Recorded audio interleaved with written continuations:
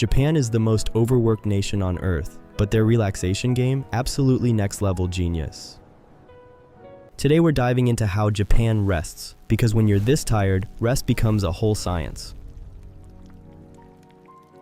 Let's start with the problem. Japanese work culture is intense, insanely, dangerously, famously intense. Meet the salaryman, the salaryman, suit, briefcase, exhaustion, the backbone of Japan's entire economy. These workers don't just do overtime, they live overtime. 12, 14, 16-hour days. Normal. There's even a word for death from overwork, karoshi. It's not a metaphor. People literally die from it.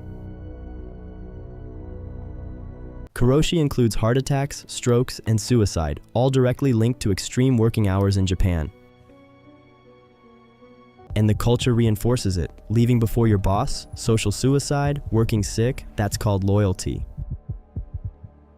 The result? A nation running on fumes, sleep-deprived, stressed, exhausted, but still showing up every day. Sleep deprivation alone costs Japan's economy around $138 billion every single year. That's from mistakes, accidents, inefficiency, all because people simply don't sleep enough to function well. So Japan didn't just accept the problem, they engineered solutions, bizarre, beautiful, genius solutions. Because in a country where people work themselves to death, rest isn't luxury, it's national infrastructure. And the way Japan approaches relaxation, it's unlike anything you've ever seen anywhere else on this planet. From AI-powered beds, to forest bathing, to capsule hotels, to street nap pods, the creativity is unreal here.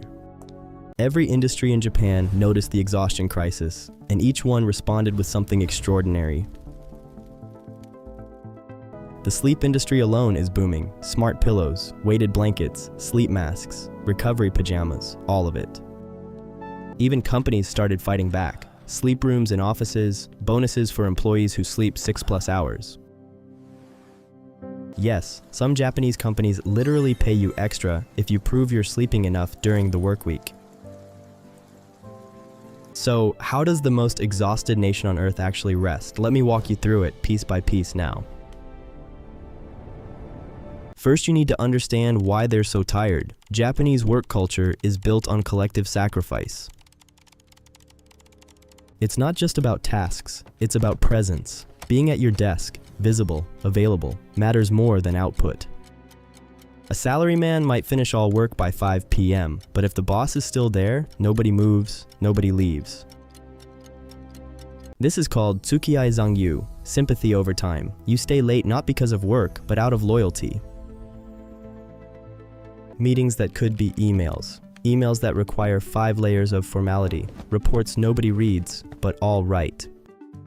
The train commute alone can be 90 minutes each way. That's 3 hours daily, just getting to your desk. Some workers realized it's more efficient to skip the commute entirely, sleep near the office instead of at home. That's where capsule hotels come in, originally built for salarymen who missed the last train home at night.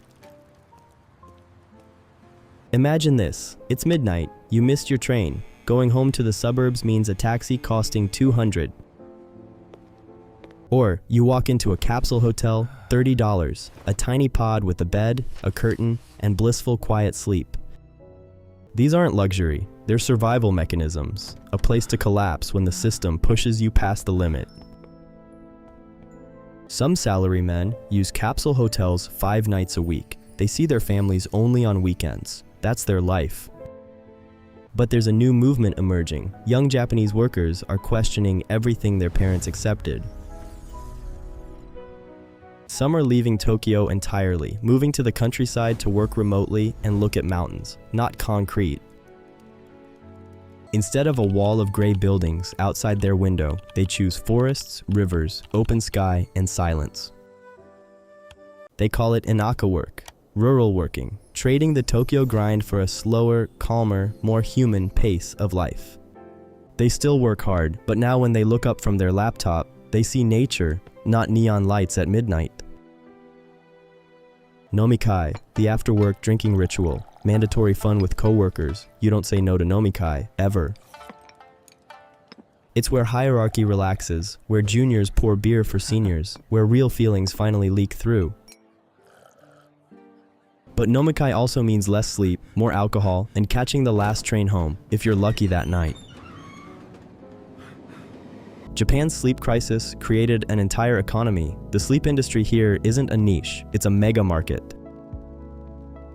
Let's start with pillows. Not regular pillows. Pillows filled with high-quality duck-down feathers from Hokkaido. These pillows are engineered for neck alignment, temperature regulation, and maximum comfort. Each one is serious. Some cost over $300, a single pillow, and people line up to buy them without any hesitation. Then there are AI beds. Yes, beds with artificial intelligence that adjust firmness based on your sleep stage. The mattress senses when you're in deep sleep versus REM and changes support in real time while you snore. Sleep masks in Japan aren't basic eye covers. They have cooling gel, aromatherapy, built-in Bluetooth speakers. Recovery pajamas use special fibers that reflect body heat as infrared energy, supposedly boosting cell repair. Sleep supplements, sleep teas, sleep gummies, sleep incense, everything you can ingest to help you pass out fast. But it's not just products, it's spaces designed for sleep. Nap cafés exist all over Tokyo's busiest districts. You walk in, pick a pod, set an alarm, and disappear for 20 to 60 minutes of pure engineered silence. Some nap cafés have weighted blankets, white noise machines, blackout curtains, and even scalp massage chairs. Companies like Nescafe actually opened sleep cafes. Free naps sponsored by coffee, nap first, then caffeinate. And on the streets, sleep pods, small enclosed cabins where you can nap between meetings or during lunch break.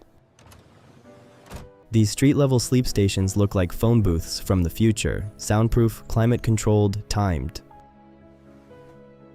You scan a QR code, step in, and the world outside just stops existing for 15 blessed quiet minutes of rest. Japanese offices now have dedicated nap rooms, soft lighting, reclining chairs, soothing music, company approved. Some companies offer actual cash bonuses for employees who log 6 or more hours of sleep during the work week. They track it with wearable devices. Sleep well, get rewarded. It sounds insane, but it actually works great. Because a rested employee makes fewer mistakes, has better ideas, and doesn't collapse at their desk by Thursday. The most extreme version? Hotels designed specifically for power naps during workday lunch breaks. In and out. You get 60 minutes, a real bed, blackout room, wake-up alarm, back to the office refreshed, no judgment here. Sleep accessories dominate Japanese variety stores. Eye masks, earplugs, neck pillows, sleep sprays, aisles full. Even train sleeping is an art. Japanese commuters can fall asleep standing up and wake exactly at their station. It's called inamiri, sleeping while present. It's socially acceptable. It shows you've been working hard enough. But Japan doesn't just engineer rest with technology. They also preserved something ancient, the healing forest. Shinrin-yoku, forest bathing. It's not hiking, not exercise. It's the deliberate act of being inside nature. You walk slowly through a forest. You breathe. You touch bark. You listen to water. You smell cedar and earth. Japanese scientists proved it lowers cortisol, blood pressure, and heart rate within just 20 minutes total. Forest therapy is officially prescribed by some doctors in Japan. Nature as medicine, trees as therapy sessions. Specific forests are certified as therapy forests, marked trails, trained guides, measured health benefits awaiting. No phones, no talking, just you, the trees, the birds, and the overwhelming quiet of a Japanese cedar forest. Some therapy sessions last 3 hours. You might walk just 1 kilometer in that time. Speed is not the point.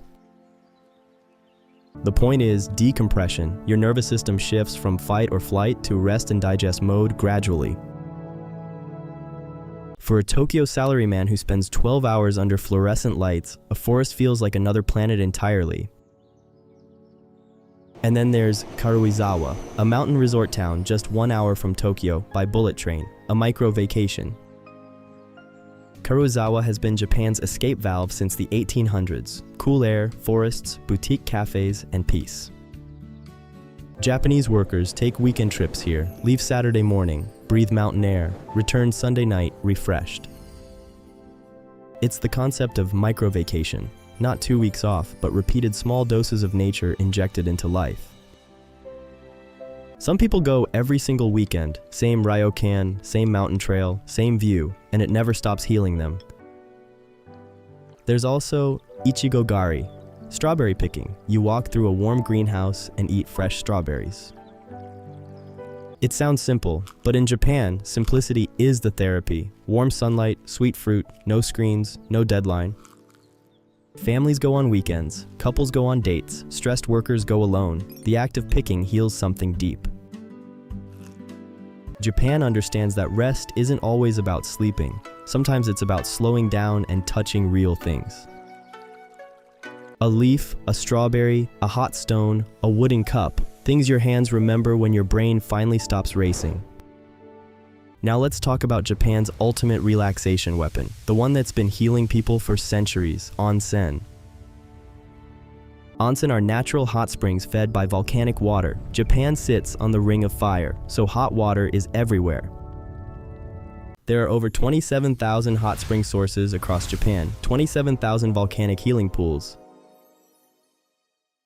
The most famous onsen town? Beppu, a city that quite literally steams. Hot water rises from the ground everywhere. Beppu has 8 major hot spring areas called hells, because the water boils at the surface, blue, red, muddy. You can cook eggs in the volcanic steam. You can bury yourself in hot sand at the beach. Nature does the work. But regular onsen aren't extreme, they're calm. Outdoor baths surrounded by bamboo, stones, and mountain air. You wash thoroughly before entering the bath, then you sink into 100-degree water. Muscles dissolve away. Onsen etiquette: no swimsuits, no towels in the water, wash before soaking. Breaking rules means silent judgment. The Japanese don't chat much in onsen. It's quiet contemplation. Steam rises. Mountains frame the sky above you. Rotenburo, outdoor baths, are the pinnacle. Imagine soaking in volcanic water while snow falls on your shoulders. Some ryokan inns have private onsen on your balcony, a personal hot spring overlooking a valley, pure silence. Onsen towns have entire economies built around rest. You walk in a yukata between baths, shops, and tea houses. There's no rush, no agenda, no emails, just hot water, cold air, warm rice, and the sound of a river nearby. Some workers take toji, therapeutic bathing retreats. They stay at an onsen for days, soaking away their stress. Medical studies show onsen water, rich in minerals like sulfur and sodium, can reduce chronic pain and tension. Japan has onsen everywhere, in cities, on mountains, by the ocean, inside caves. The variety is absolutely insane. Some modern onsen combine tradition with technology, carbonated baths, silk baths, even collagen-infused water now. But at its core, onsen is ancient, thousands of years of sitting in hot water and letting the world just melt away. The onsen doesn't ask anything from you, no performance, no productivity, just exist, just breathe, just be still. If onsen heals the body, the tea ceremony heals the mind. Chado, the way of tea, is meditation disguised. A traditional tea ceremony can last up to 4 hours, every movement choreographed, every second intentional. The host boils water, scoops matcha, whisks it with a bamboo chasen, hands the bowl with a precise, gentle turn. The guest receives with both hands, rotates the bowl, sips slowly, returns it. Every gesture carries deep meaning. Time stops during ceremony. The room is stripped of decoration. One flower, one scroll, one moment in full focus. Ichigo ichi, one time, one meeting. This exact moment will never happen again, so give it everything now. Salarymen who practice chado say it's the only hour where their brain truly shuts off. No tasks, no hierarchy. Just the sound of boiling water, the smell of matcha, the warmth of the bowl. everything else becomes invisible. The tea ceremony teaches patience, something Japan's work culture destroys. Here, slowness becomes the whole point. Japan has countless micro-rituals for daily rest, morning stretches, evening baths, incense before sleep at night. The concept of ma, negative space, applies to rest too. Pauses between actions are as important as actions. In music, in architecture, in conversation, Japan leaves space, and in that space, the mind finds quiet peace. Even the act of folding clothes before bed is meditative. Order in the physical world creates peace in the mind. Temples offer zazen, seated meditation. You sit, you breathe. A monk hits your shoulder if you drift off to sleep. It sounds harsh, but the strike resets your focus. Pain as a wake-up call, discomfort as the door into calm. Zen gardens with raked gravel represent water without using water. You stare at patterns until thoughts dissolve. These are not tourist attractions. Working Japanese people visit temples on lunch breaks for 10 minutes of nothing. The genius of Japanese rest is this. It's woven into daily life. It's not a vacation. It's tiny doses of peace. A cup of tea, a hot bath, a walk in the trees, 10 minutes of silence, small things that add up to survival. In a culture that pushes you to your absolute limit, these rituals are the invisible net that catches you before fall. Japan is at a crossroads now. The old guard says, endure. The new generation says, enough. We need to rest more. Young workers are refusing mandatory overtime, choosing remote work, prioritizing mental health over company loyalty. Sleep technology keeps evolving. AI monitors your brainwaves. Smart homes dim lights as your heartbeat slows now. The government introduced Premium Friday, encouraging workers to leave at 3 p.m. on the last Friday monthly. Did it work? Not really. Most workers ignored it. The culture is stronger than any policy on paper so far. But the conversation changed. Sleep, rest, mental health. These words now exist in Japanese boardrooms everywhere. Capsule hotels evolved into luxury sleep pods. Onsen towns market to young remote workers. Nature retreats are full. The message is shifting from rest when you're dead to rest so you don't die. A small but critical difference. Japan taught the world how to work. Now maybe it can teach the world how to recover from that level of intensity. A country that invented karoshi is now inventing the cure. AI beds, forest therapy, sleep bonuses, onsen science. The salaryman who once slept in a capsule hotel now meditates in a cedar forest on weekends. Evolution happening. Rest in Japan isn't weakness. It's technology, tradition, and survival all mixed into one deeply human practice. From duck feather pillows to volcanic hot springs to a silent cup of matcha, Japan rests like nobody else alive. The most tired nation on Earth built the most sophisticated rest system because they had to, or they'd break. So the next time you feel exhausted, remember, Japan didn't just accept being tired, they turned rest into an art. Don't forget to check out the playlist. It's got all the videos on this topic organized in a convenient way. If you want to watch more similar videos and stay up to date, head to the playlist and select the next episode.